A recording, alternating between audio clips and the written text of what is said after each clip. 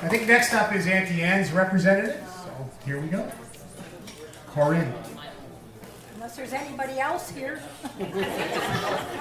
Christine's here. Well, I'm Anne's daughter, Corinne, and I was one of 7. And unfortunately, when we grew up, we were out in what they called the sticks. We were out in the farm way out the east end.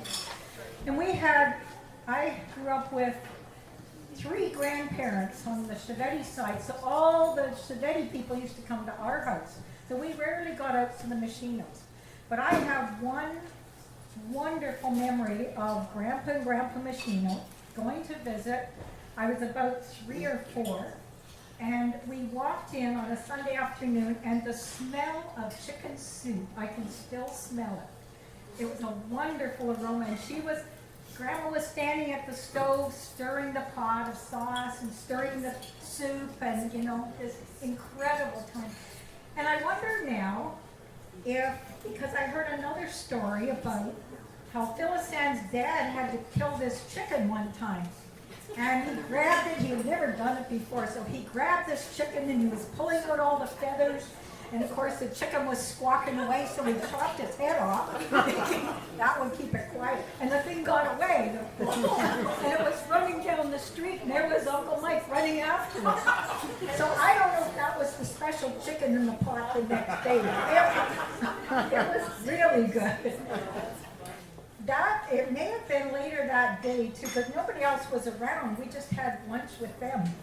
But I remember Uncle Joe coming in, and you must have been like a 20-year-old maybe, 19 or 20, and maybe Uncle Tom. And they brought Ray and I a chocolate chicken. I had never seen anything like it. It was like this big. And that was a treasure for us. I mean, we had never seen anything, and so we just thought they were the greatest uncles. And of course they were throwing us up in the air. We'd never had that experience. So I just owe you a lot, Uncle Joe, for those wonderful early memories. There was another memory when I was about 9. I think my mother got tired of doing all the cooking every Sunday for all the other side, and finally, this one Saturday, I saw this twinkle in her eye, and she was all excited. Next thing, she was moving all the furniture out of the living room. And then we were asked to help her roll up the rug. And I thought, what's going on? Well, she finally announced that 3 brothers were coming over with their instruments. And sure enough, Uncle Armin came with his accordion, and Uncle Tom came with his guitar. Uncle Joe came with his bass guitar, and I think he played the spoons too, I don't know, or maybe that was Mom. Anyway, and we had a dance, and that was my first experience learning to dance. And we just had a great time. So when Malcolm and I were up dancing, that was in honor of my mother.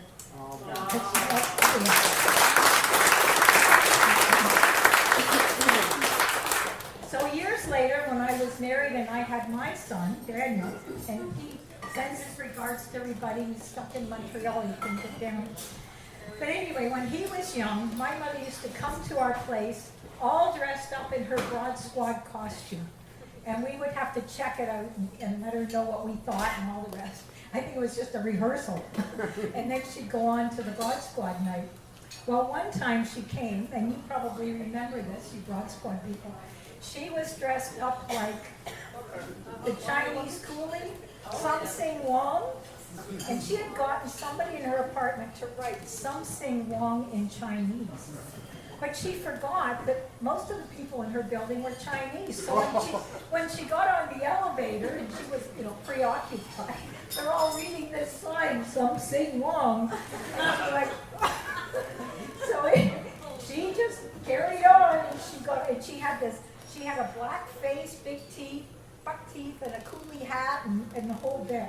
But she just didn't miss a beat. She came and had a great time. And I have to thank all you aunts for that wonderful time that you always gave toward the Broad Squad. And that was the highlight of my mother's life. She really enjoyed it. And just one more thing.